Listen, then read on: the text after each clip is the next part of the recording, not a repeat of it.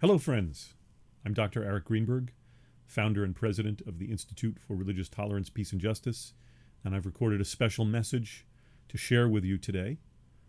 I want to thank all of you for your past support of our programs, such as the Interfaith March for Peace and Justice, which is our flagship program.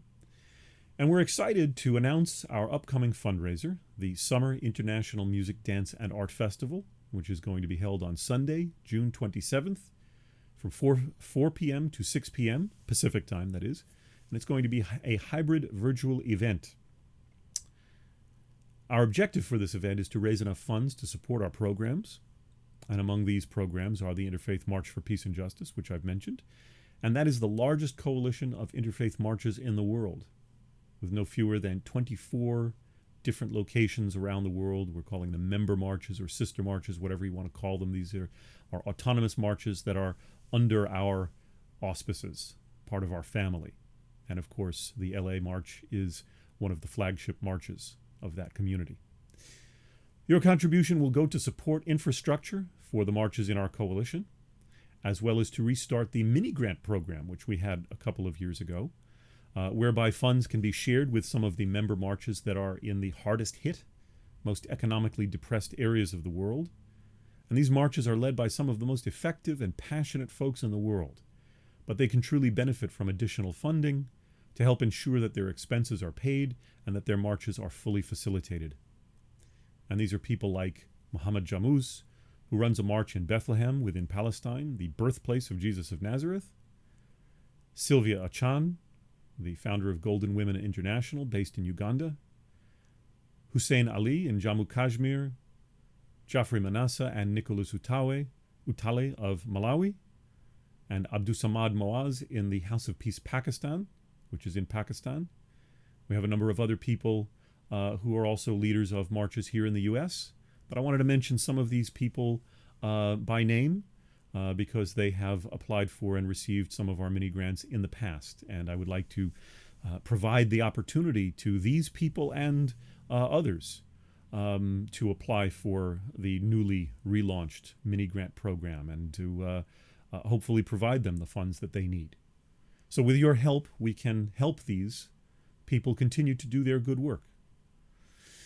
We have a whole host of other programs that aim to increase religious literacy among the general public, combat hatred and ignorance, as well as solidify peace-building efforts that are already underway. Some of our other programs that require support are as follows. Number one, the Interfaith Ambassadors Program, which has been going on since almost the beginning of our organization. It brings college students and non-collegiate adults alike to various houses of worship to help expose them to a variety of faiths for the sake of religious and cultural literacy, helping us to combat intolerance and miseducation. Number two, the Our Muslim Neighbors Forum, that has provided panel discussions of Muslims, answering questions about their faith, making this available to people through institutions of higher learning and churches alike.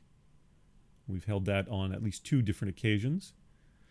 And number 3, a new project, which is just being launched now, I'm very excited about this, to film high-resolution virtual tours of numerous houses of worship hosted by the leadership of those locations and providing educational and inspiring video of prayer and worship in those places so that everybody has the ability to learn about religions that they may otherwise have never heard of or have been exposed to only through negative stereotypes or negative propaganda about them. This is kind of an outgrowth of a program that we already had a couple of years ago, the Religion Matters talk show that we pursued for a number of years, many episodes of which are still on YouTube. If you want to see the kind of work that we do, look at our YouTube channel, and that'll give you an idea of what we're going to try to do, but in a much bigger format, with actual tours of these houses of worship. I'm very excited about this. And we're going to be doing this, we're exploring, this is still in the initial stages, but we're exploring the possibility of partnering with one of my colleagues at Loyola Marymount, where I teach in the Theological Studies program. So that's something that's in the works, a collaborative program to provide these high-quality videos, not only for students, but also for the general public. And I think, if I can add just one thing, that the COVID pandemic has proven to us the importance of having video access to houses of worship and worship services. And that when the pandemic conditions have lifted and we're no longer under heavy stay-at-home orders, still there's going to be a need for these kinds of videos and this kind of virtual access to houses of worship and worship services of any sort, not least of which is some people have mobility issues. You know, not everybody can get into their car and drive or walk over to a house of worship, whether it's their own or someone else's that they want to visit. Sometimes people live thousands of miles away from the nearest house of worship that they would like to visit to learn about that particular type of faith tradition. You know, maybe you're in the middle of the Midwest and you don't live near any Hindu temples or any Muslim mosques. I don't know. There are all sorts of reasons why we would still need this sort of service even after the pandemic conditions have ended. So we would ask you to consider the tremendous impact that your contribution will have on any number of these programs, whether they're extant programs that we've had around for a decade or any of the new ones like the one that I'm just mentioning. Now, purchasing tickets. How do you get tickets for this summer concert that I've just mentioned? Well, the event will be a hybrid one, as I've said, with tickets available to attend virtually, and I assume most of you will be attending virtually. You can be from anywhere in the world. You don't have to be in Los Angeles to attend the event. That's part of the beauty of, I guess you'd say the outgrowth of the COVID pandemic. We've learned how to connect with people across the world a lot better because of the tragedy that the world has sustained with the pandemic. But you can buy these tickets to attend virtually for $25, and a limited number of in-person VIP donor and partner tickets will be available for $75.